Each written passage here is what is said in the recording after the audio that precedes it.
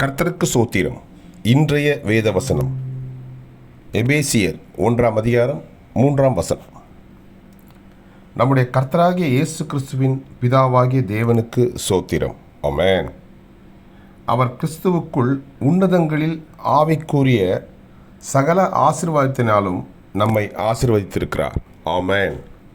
எபேசியர் 1:3 நம்முடைய கர்த்தராகிய இயேசு கிறிஸ்துவின் பிதாவாகிய தேவனுக்கு சோத்திரம். அவர் கிறிஸ்துவுக்குள் உன்னதங்களில் ஆவிக்குரிய சகல ஆசீர்வாதத்தினாலும் நம்மை ஆசீர்வதித்திருக்கிறார். ஆமென். கர்த்தர் உங்களை ஆசீர்வதிப்பாராக, உங்களோடு கூட இருப்பாராக. ஆமென்.